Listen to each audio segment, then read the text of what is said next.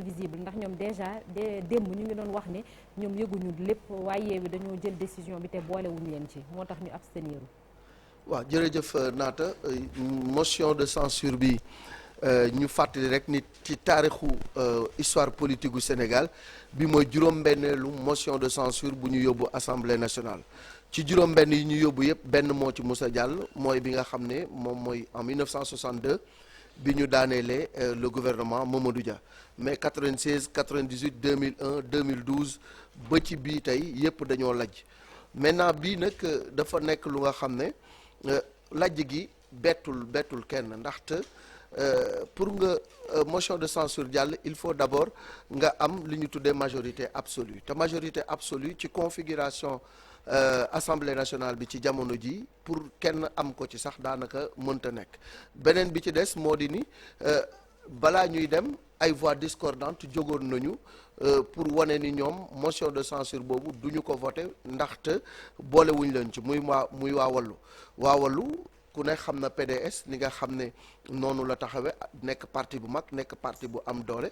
bu fekkee ni da nga ànd ak moom te boole woo ko ci ba ngay nas ak ba ngay nocci am na sañ-sañu taxaw ne lii duma ci bokk mais lii rek dafay am lu muy wane soxna Naata moo di ni ànd bu fekkee ni nekkul ànd bu sincère bu fekkee ni nekkul àndu nawle ànd boobu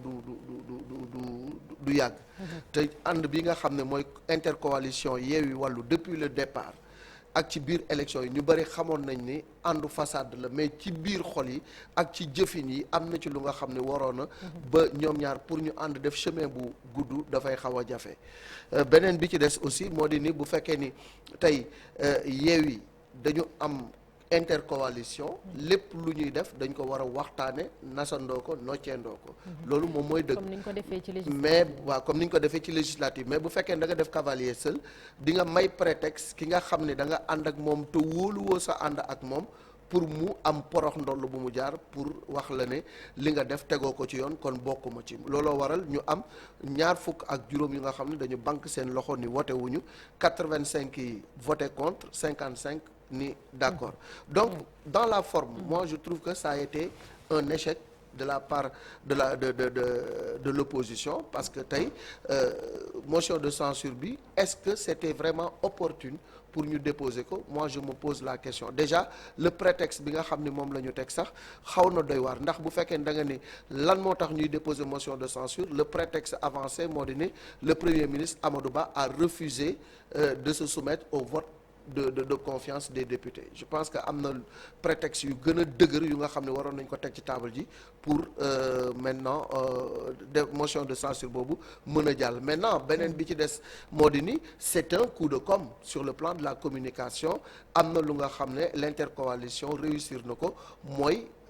askan bi yëpp focaliser wu ci li nga xam ne moom moo di déclaration de politique générale bi mais le grand gagnant dans cette affaire c'est Amadou Ba parce que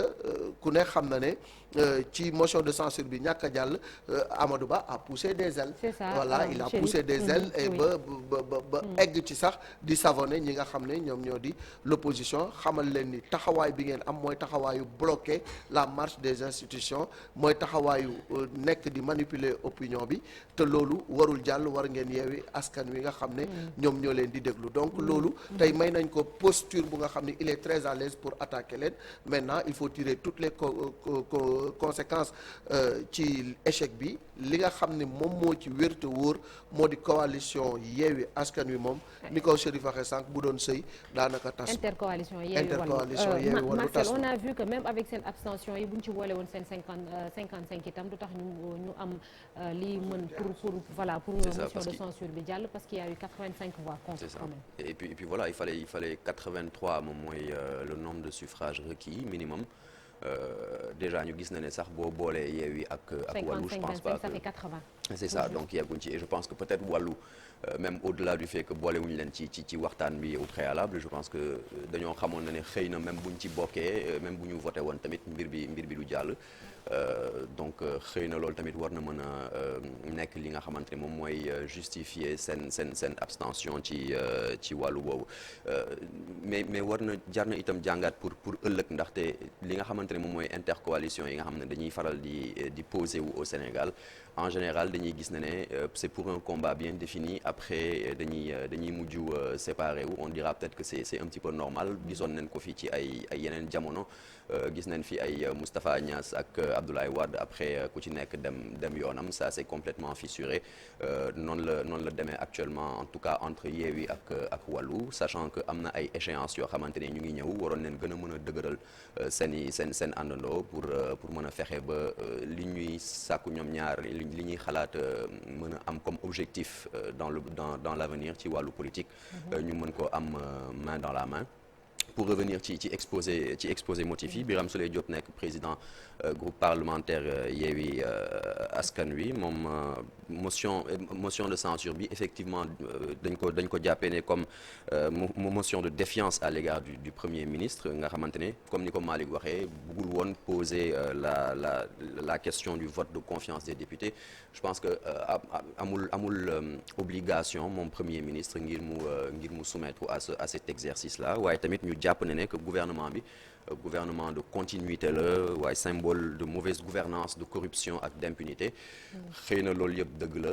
waaye daal li nga xamante ne moom mooy waxtaan bi daal toujours est-il que on s'est rendu compte que y a pas eu de concertation entre les deux coalitions. Bu ñu sukkandikoo sax ci Nafissatou Diallo nekk député ca au niveau de la coalition Wallu, moom nee na on est tous de l'opposition, waaye ku ci nekk dafa am identité am. Donc muy firndeel li nga xamante ne dañu ko doon wax rek que chacun bu fekkee ne intérêt personnel am lay nar a défendre da koy nar a def jusqu'au bout. Xëy na ba leneen am. Donc et puis ñu ngi ci doon dellusiwaat, c'était peut-être l'occasion pour que une autre motion de censure passe gannaaw bu 1962 bi. Ça aurait été historique, mais bon comme ni ñu ko waxee le nombre requis même minimum n'était pas présent ngir ñu mën ko am. Et puis Chérif, tournure événement yi ça a permis quand même à Amadou Ba de reprendre du poil de la bête. Gis nañ ko ni mu moom à la suite commencé di attaquer tamit waa Yewwi Askan Wi. Bon, c'est de bonne guerre, on est en politique et au-delà de Amadou Ba, son patron Macky Sall ci lui-même nekku fi. Macky Sall mi ngi déroulé comme il veut parce que xam na ni en face il a une opposition boo xamante ni immature, boo xamante ni quand même ci wàllu amateurisme rek lay dox. Parce que mënoo comprendre configuration assemblée nationale nii mu demee lii xew li ko waral mooy parce que boo xoolee Macky Sall est minoritaire à l'Assemblée nationale boo jëlee benn parce que ils avaient 83 députés bi fi leen Pape Diop Wallu bon on considère comme Aminata Touré opposante nga ko mën a considérer ak taxawaayam donc mën nañoo jàpp ni opposition bi ñoo fa ëpp comme moom maanaam ba Benno Bokk Yaakaar ñaari législative yi nga xamante ni moom bi mu doog a ñëw 2012 2017 2022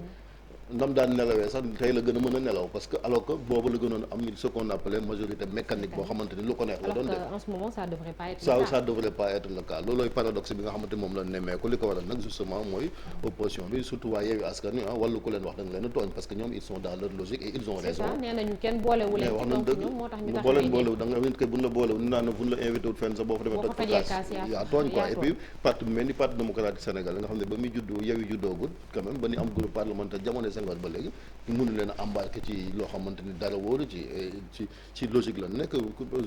Lamine Thiam a bien raison ne quand même posture bi ñu jël posture politique la, il fallait quand même se démarquer et joxe benn signal boo xamante ni marquer le coup et ils l'ont fait, ils l'ont réussi. Maintenant nag ki ci perte fi mooy waa Yewwi Askan Wi nga xamante ni quand même nit ñi dañoo amoon yaakaar ci ñoom yu mel nii boo amee da ngay concerté ou même les députés non inscrits damal wax ak ñoom parce que foofu lañ toll moo taxoon yu mel noonu bi ñu doon am de les convaincre parce que Sonko bi mu fi defee déclaration pendant la campagne naan une partie de l'opposition da Macky lan ànd ak yooyu mooy erreur yi quoi parce que li lay jur après parce que après di ngeen dem foo xamante ni vous êtes obligé ngeen ànd bu ngeen am dara sinon après pouvoir bi day défouler seen kaw comme ni wax te fi foofu noonu lay gën a demee parce que boo xoolee fi nga xamante foofu la Assemblée nationale nekk maintenant am na député yi ñu ngi commencé di caaxaan ñoom it parce que dañu waxoon rupture soxna naata mais l'observateur député bi di sëñ Abdou Bara Dolly am na loo xam ne wax na ko lu garaaw parce que nee na bi session bi jeexee jox na leen ku nekk waaw mais dafa dañ ci taxaw parce que rupture lañ ñu waxoon ñu téeméeri junni ba pare nee na même restauration bi on nous dit que par exemple 100 millions de francs CFA yoo xamante ni restauration alors que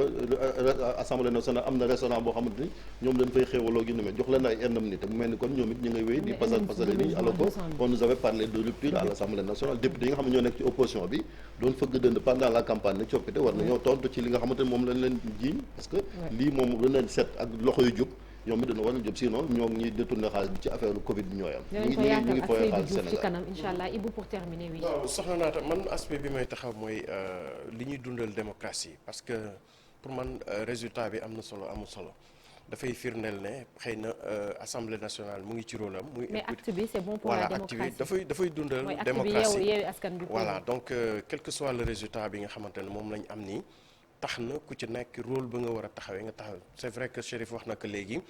ni ñu waroon demee maanaam ñi nga xamante ne ñoo feete ci kuje gi waroon toog waxtaan waajal ko bu baax a baax defe naa buñ ko pare woon résultat bi ñu am nii mënoon nañ am beneen boo xamante ne moo gën a satisfaisant waaye li ci gën a am solo rek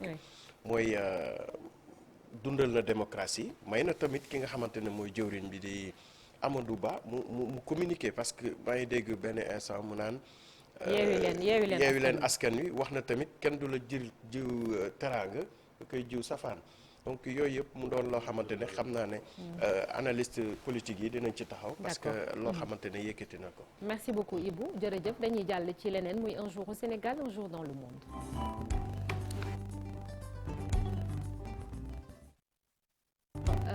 tey fukki fan ak juróom-benn ci weeru décembre bokk na ci li ñuy fàttaliku atum 2012 fële ca New Delhi ca Inde benn mbir bu doy waar bu fa am benn xale bu jigéen toll ci ñaar fukk at ak ñett di wuyoo ci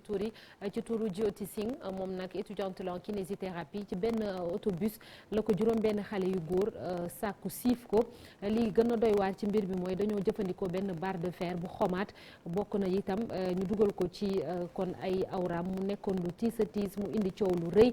foofu ca Inde te ay bis lañ ci teg sax mu ñàkk bakkanam